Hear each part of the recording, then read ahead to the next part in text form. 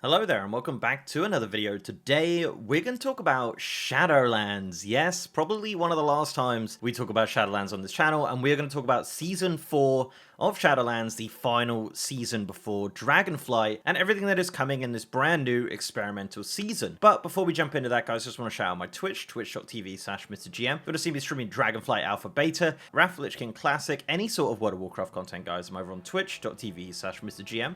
every single day. Right, so yes, Season 4 of Shadowlands, the final season of Shadowlands, and as mentioned, it is an experimental season. It's something to have fun with. It's going to be different, it's going to have some interesting mechanics, and some pretty interesting ideas that they're using in this season, which might be, you might see them in Dragonflight again, who knows. But there are a few things here. There are a few things also not happening as well, especially for casual content. This is essentially going to be a season for Mythic Plus content, raid content, PvP content for the most part. So let's start with the release date. Season 4 of Shadowlands will kick off on August 2nd, 2022 in the North American region. In the European region, this will launch on August 3rd, 2022, and in the Asian region servers, this will launch on August 4th, 2022. So let's start off by talking about one of the major features of Season 4, and that is Fated Raids. Okay, so Fated Raids work like this. Essentially, every single week, a raid of Shadowlands will become fated. On the first week, it'll be Castle Nathria, the week after, it'll be Sanctum of Domination, and then the week after that, it'll be Sepulchre of the First Ones, and that'll rotate continuously until the end of the season. So every week, a different Shadowlands raid will be on Fated mode.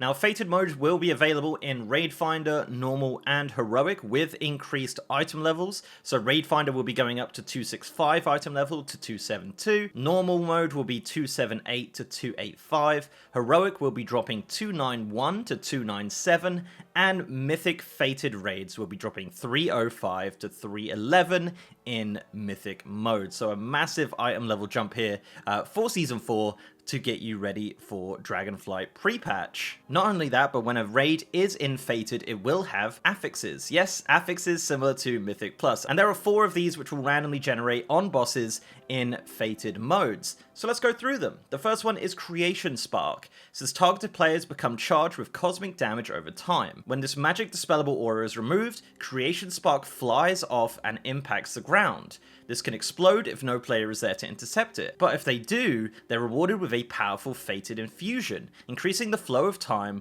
and the movement speed of any player within the radius. The next Fated power is Reconfiguration Emitter. It says an enemy appears which continually casts, inflicting cosmic damage to all players if successful. Over time, this enemy gains energy and increased damage done, and when defeated grants a Fated Infusion, which increases Mastery, Critical Strike, Versatility, and Avoidance based on the enemy's energy value. The next one is Protoform Barrier. It says it infuses a powerful enemy to inflict cosmic damage to players. When removed, this power manifests as an enemy who shields all enemies in the area for a short period of time, sharing the pool of shielded health. Players may additionally heal a secondary unit to contribute against the pool. If this shield breaks, damage and healing done to shielded enemies is inflicted upon them, and the players are granted a Fated Infusion, increasing total health, damage, healing, and absorbs done based on how much that player contributed. And the final Fated power is Chaotic Essence. It says summons an orb which defeats all players but may be interacted with. This activates the foe, which spawns additional enemies for a short period of time. For each one slain, more spawn. And after the window of time, players are rewarded with another Fated Infusion, increasing damage, healing, absorbs done, stacking for each enemy defeated. So as mentioned, these are the 4 affixes or Fated powers which you'll see on bosses.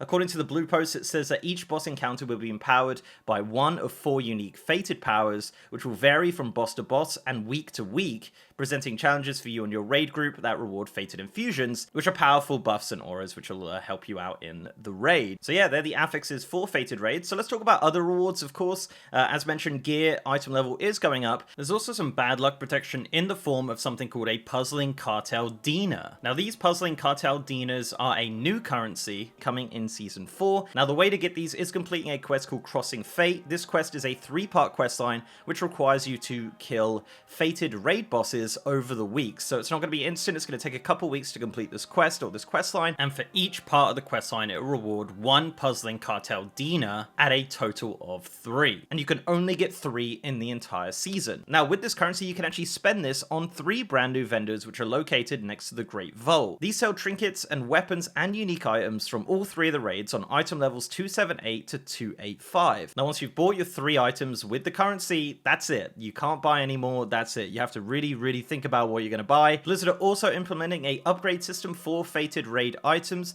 so on heroic or mythic difficulty, each player will be rewarded with a confounding cipher from each of the bosses, and combining 20 of these will reward an item which can upgrade any fated item to heroic or mythic depending on which cipher you've obtained. So if you've got a raid finder item, for example, you could use this heroic cipher to upgrade it to heroic, or if you bought an item from the vendor, for example, you could upgrade it to mythic if you have 20 mythic ciphers. So pretty cool, bit of bad luck protection there with the puzzling cartel dinar and the upgrade system. And again, like, you know, season 4 is an experimental season, so it's just a bit of fun and not too crazy. The final reward from fated raids is a brand new mount called Jigglesworth Senior. This is the Jellycat mount, which was in the, I believe it was in the player voted thing originally, but this is now going to be a reward from season 4. Now to get this mount you have to clear all 3 fated raids on normal difficulty or higher. This originally included Raid Finder, but that has been removed, but it might come back though. So yeah, let's see what happens with that. But it is normal difficulty or higher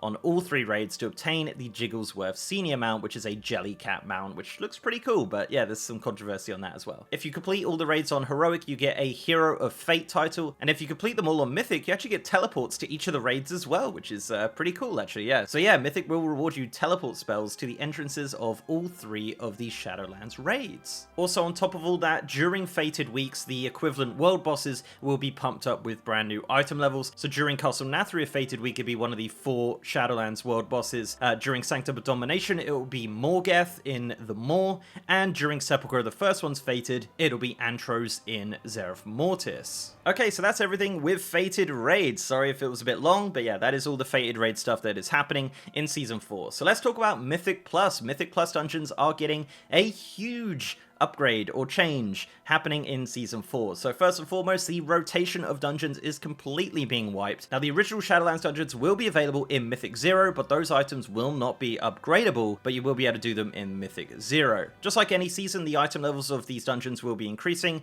through Mythic Plus, Mythic 0, Heroic, and normal difficulty will be increasing in item level. Now let's talk about the new dungeon rotation for Mythic Plus. So the new dungeons available are Tazavesh Streets of Wonder, Tazavesh Solia's Gambit, Operation Mechagon Junkyard, Operation Mechagon Workshop, Return to Karazhan Lower, Return to Karazhan Upper, Grimrail Depot, and Iron Docks. Those are the 8 new dungeons which you'll be doing in Season 4 in Mythic Plus difficulty. Now obviously there is a brand new Keystone Master achievement as well for Season 4, and that is to obtain a rating of 2000 during Season 4, and that will reward the Restoration Deathwalker mount, which is a purple variant of the previous Mythic Plus mount, which I think looks really cool. Might be my favorite coloration yet. This actually wasn't originally this color, this was kind of changed due to backlash, and yeah, I think the purple version is pretty great. Purple equals win, I hear, so yeah, there you go. The purple version will be available for you if you get 2000 rating during Shadowlands Season 4. And much like other seasons as well, if you complete these dungeons on a 20 or higher,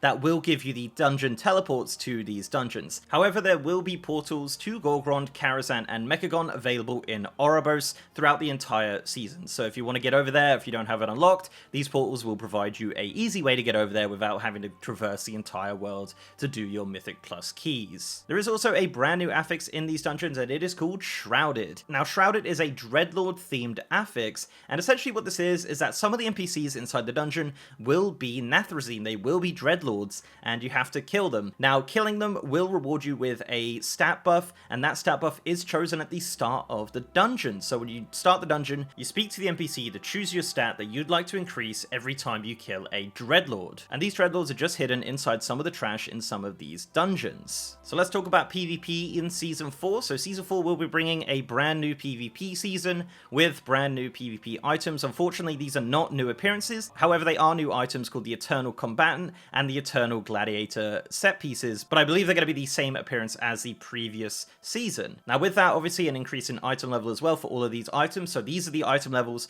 for the Honor gear, as you can see, starting at 229 and going all the way up to 268, which is also going to be 285 in PvP. As for the Conquest gear, this will start at 275, going all the way up to 301, and in PvP that will go all the way up to 311. Now of course, with every PvP season, there are new mounts. There are brand new mounts to be obtained during the PvP season. You have the Gladiator mount. This is the Gladiator's Soul Eater mount and the Eternal Gladiator's title. So these are the two things that you'll be obtaining if you can get Gladiator during Season 4. This is just a recolor of the previous Gladiator mounts, as you'd imagine. Does look pretty cool though, and that is going to be the Gladiator mount for Season 4. Now the rated PvP mount is a Vicious Warstalker. This has actually been in the game for a little bit now, but we are finally getting the Horde and Alliance variants of the Vicious Warstalker mounts. These are really cool. These do fly, I believe, as well, so if you want to obtain those, these are unique mounts which are going to be only available during Season 4. So yeah, so Vicious Warstalker for the Horde and Vicious Warstalker for the Alliance as well. So yeah, they'll be available during Season 4, which has been told to be a shorter season as well, so you better get to work. Actually, in this blue post, they have kind of a what about section in this blue post, which I think is really cool, so let's go through some of those. Legendary ranks, so there won't be a new legendary rank in Season 4. You're going to be staying at the same legendary that you're doing. You're not going to be getting a new legendary. There's no Crafter's Marks in Season 4. There's no upgrades for conduits. If you want to add sockets to your items, that will be obtainable the same way that they are in Season 3. It says Mythic Keystones. It says just like previous seasons, Mythic Dungeon Keystones obtained from the Great Vault on the first week of the season will be at a lower level than usual to account for the increased challenge. That's always just been the case. It says Raid Shortcuts. It says any raid shortcuts you've unlocked for Castle Nathria, Sanctum of Domination, and Sepulchre of the First Ones will be available to you when you enter the Fated Raid version of those raids. That's really good. That's actually really handy. I like that a lot. And then Great Vault Raid Loot. It says Great Vault Raid Loot will pull from any fated bosses you've defeated across the entire season, regardless of which raid is currently fated. So that's really cool. Also with the Great Vault Loot from Mythic Plus, I've noticed that it will be dropping items from Grimrail or from Iron Docks or Mechagon or whatever. It won't be dropping Shadowlands Dungeons loot. It'll be from the new Mythic Plus loot from the new Mythic Plus rotation. And that's basically it. That is everything coming in Season 4. There are also a bunch of kind of class tuning and things like that that I don't really want to go through. Also some tuning to some of the dungeons and some of the trinkets and items from those dungeons. But for the most part, it is a kind of season that focuses more on Mythic Plus, more on raiding, and more on PvP for the most part. Unfortunately, casuals are kind of left out to dry on this. There's not going to be any new Zereth Mortis content. However, the Creation Catalyst in Zereth Mortis will be upgraded for Season 4, so you will be able to get Season 4 item level tier sets from the Creation Catalyst, so that's going to be super handy in Season 4, of course.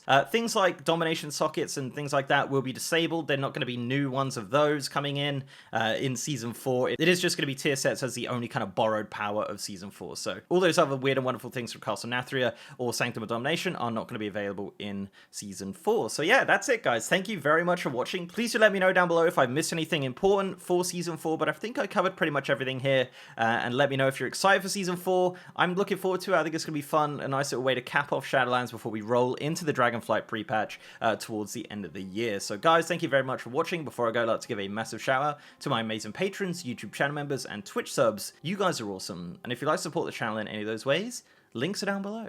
So leave a like on this video, guys, if you liked it, and subscribe if you haven't. I've also got a partner Discord channel with over 3,000 members. And as I said, I'm now streaming on twitch.tv/MrGM. If you want to see me streaming World of Warcraft, Dragonflight Alpha Beta, Wrath Lich King Beta, and Launch, and any other World of Warcraft content. And we've been testing a lot of stuff, guys. It's been a lot of fun over on Twitch. So if you want to check me out, guys, twitch.tv/MrGM every single day. And with that, guys, I'll see you next time.